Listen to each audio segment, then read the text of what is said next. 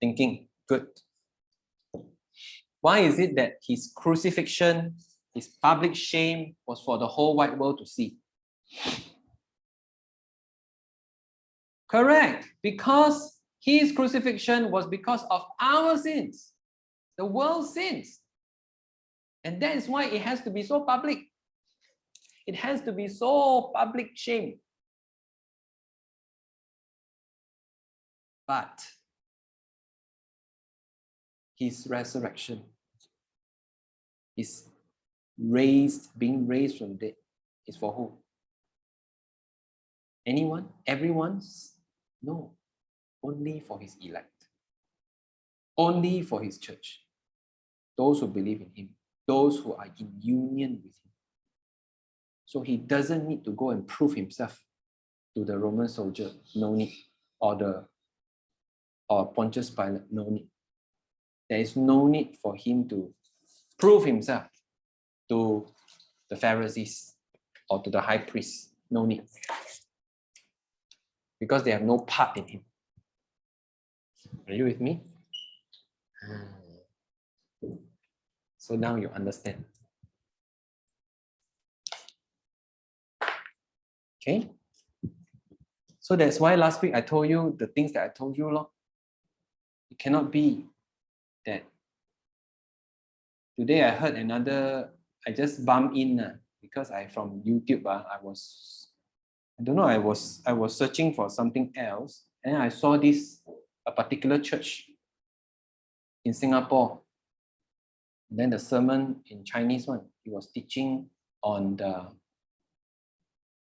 I think it's Ephesians, if I'm not mistaken.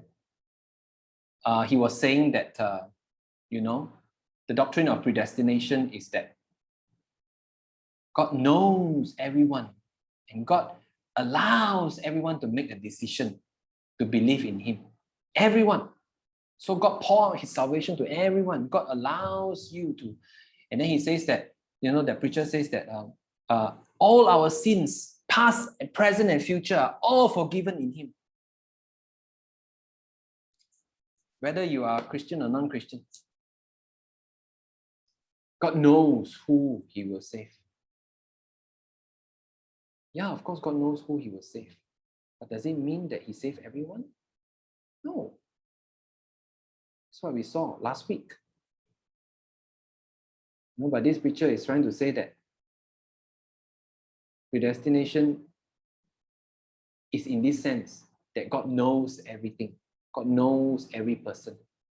And so all you need to do is you and I can make the choice for Jesus. I don't know whether you hear any mistake there or not, because most of the time this sounds quite logical, right? But do you see that center, the determinant is who? The determinant is us, or is it God? Us, right? You see that it's us, right? It's like, oh, it all depends on us, If I choose him, oh, good on you. Really? We choose God? If we choose God, then why is it possible that the Bible says that we were once alienated from God? Why is it possible that the Bible says that we were once dead? Just now we read, right, the scripture, right? Why is it we dead? If you are so dead, why is it that you are able to choose God? Or you mean you decide to be dead? Why don't you say you decide to be dead? Huh? Right? Why don't you say that you decide to be dead? You decide to be alienated from God. I decide one. Anytime I want to turn it off, I can. Then if that's the case, then why is it that you have addiction? Addiction means what? Addiction means you cannot get out of the cycle. You know or not? Understand? The pandemic is a very, very clear evidence of you cannot save yourself. You cannot self-save. Right? If you can self-save, you have solved the pandemic issue long time ago. You cannot. Same thing for us. Sin, same. You cannot. So if you cannot, then how can it depend on you to choose God? You see? It's our human mind trying to look at the scripture and want to minimize our ugliness and wants to give ourselves the credit to say that, we can decide. We don't have the ability. The Bible clearly tells us that our reason is already darkened unless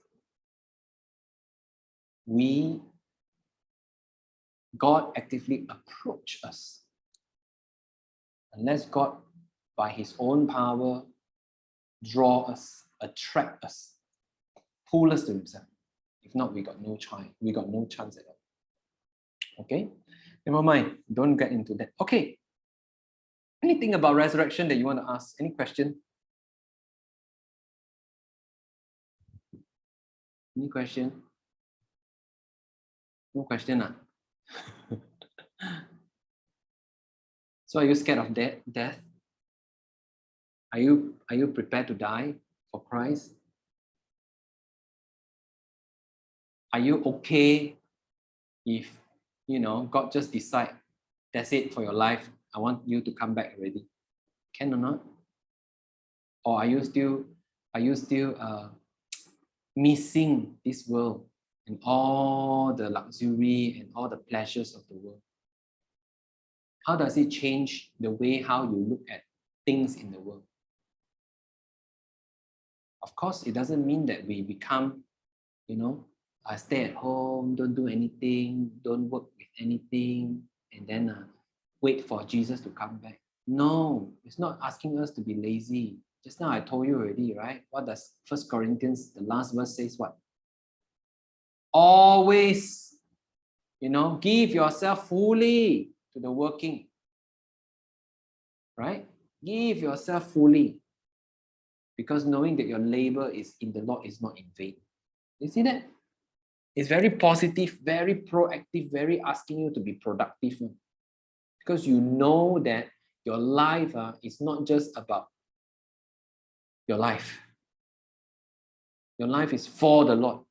What would the Lord do? The Lord will sit down there and wait. No, the Lord goes and give himself no rest, no place even to put his head. Remember that in the Gospels, how Jesus worked. Of course, he spends a lot of time to pray, yes, but he did not become a hermit. You know what is a hermit? Close himself in a cave or go and find a tall mountain and then go there and meditate all day. No. Christ doesn't do that. He's very diligent, very productive with his 3.5 years ministry on earth. So no, it's not asking us to be less industrious, less hardworking. No. In fact, it's the opposite. Right? Your life, you give account before the Lord. Right? So you're not. But then again, there's a confident hope in resurrection.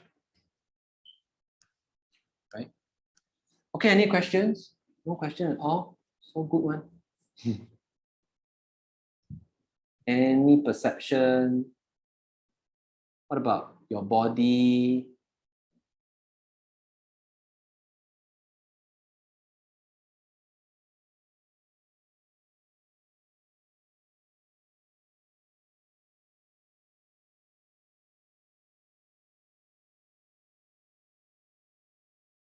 Are you okay with just now we say about the past spiritual resurrection versus the future bodily resurrection? Are you okay with that? Understand that? Yeah.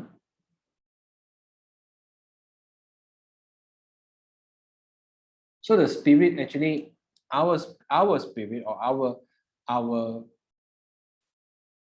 heart, the Bible says, okay, is being made new again, renew. Okay, it's being made new again. I will exchange the heart of stone with the heart of flesh. Remember, right? The heart, right? I will write the law upon the tablet of your heart instead of the tablet of the stone, right? Tablet of your heart. So what is God doing?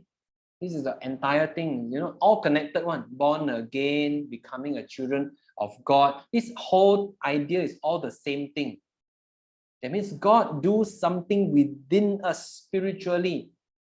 We were dead, but because of Christ's justification and his resurrection, we are made alive. So there's a spiritual regeneration or spiritual born again. There's a spiritual new creation, a spiritual heart change, a spiritual resurrection, made alive. Right? That's what it means. So that inside, the part that you cannot see is made alive in Christ. And then there's a future one, your part that can be seen one is going to make alive in Christ in a more glorious way. Just like Jesus. So the part is important one is the union with Christ. Okay, any question? I'm still waiting. I'm still waiting for the chat.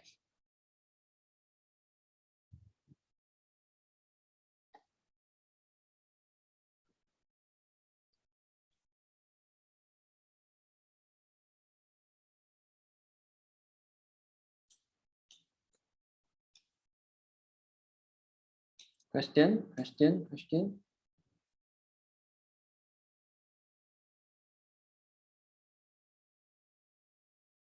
Let us pray.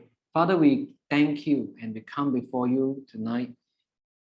Thank you for speaking to us and assuring us about resurrection, about evidences from the scripture that God that you have given to us and revealed to us, that how we need that biblical orthodoxy, that central of the gospel, to know that resurrection is really the part that's very important, that's maybe the most important. Like 1 Corinthians 15, Paul says that if we do not resurrect, we don't have resurrection, then everything that we preach is futile and we are still in sin. So God, we pray that you help us. We know that it is big to the human mind and we need some time to catch up with it and we probably cannot get it, but God, we pray that you may help us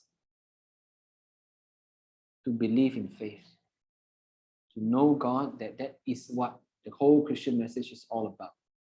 It's not about trying to, make this world a better place. That's it. But God, this world is not a better place. It's not going to be a better place. In the end, we know from the report of the Bible, we know from the record of the Bible that things will go from bad to worse.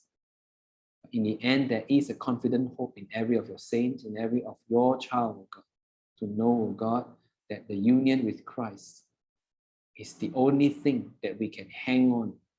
And the only hope that we can have is that there's a hope of the resurrection, bodily resurrection. Lord, we pray, oh God, that with that you encourage our hearts, that you strengthen our faith in you, oh God. We pray, oh God, that you will also help us with your word, oh God, shining, illuminating.